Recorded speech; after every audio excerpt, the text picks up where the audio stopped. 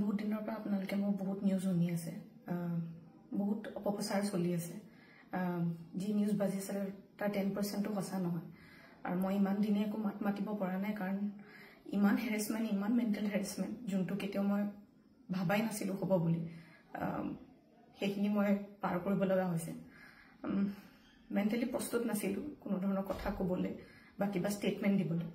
সেইটো কাৰণে 7 দিন মই যেনে যেনে কটালোঁ, কিন্তু এতিয়া জোখতকৈ বহুত বেছি অপপ্ৰচাৰ চলিছে।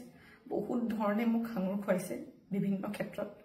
ন্যায়ালয়ে মোক দোষী কৰাৰ আগতে নিউজ মিডিয়াই মোক দোষী কৰি মোক এতিয়ালৈকে ফাঁচি দিছে। মোক অলৰেডি মই দোষী বুলি কথা কৈছে, আৰু বহুত ধৰণৰ নিউজ, বিভিন্ন ধৰণৰ নিউজ, য'ত মোৰ কেছটোৱে ট্ৰেডিঙৰ ওপৰত আছিলে, কিন্তু এতিয়া কেছটো অকল মোৰ ওপৰত হৈ গ'ল।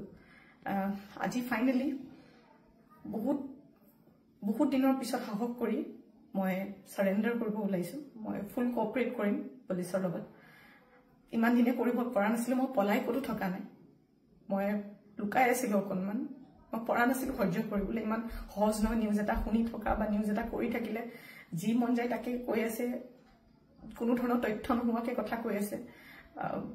মই ভাবিছিলোঁ ইমানখিনি কেতিয়াও নিউজ মিডিয়াই নকৰে, ইমান তথ্য নথকাকৈ ইমান নিউজ নবজায়। কিন্তু আজি মিডিয়াৰ ফলত মই আজি দোষী।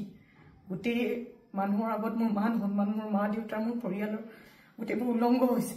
আৰু এতিয়া আৰু ধৈৰ্য ধৰিব পৰা নাই, চবৰে এটা সীমা থাকে। সেইটো কাৰণে আজি মই চাৰেণ্ডাৰ কৰিম। আৰু মোৰ বিশ্বাস যে তথ্য চাই ন্যায়ালয়ে ডিচিশ্যন ল'ব, আৰু মিডিয়াৰ নিউজ চাই নহয়। চ' আজি মই চাৰেণ্ডাৰ কৰিম, আৰু মই ফুল কোঅপাৰেট কৰিম পুলিচৰ লগত।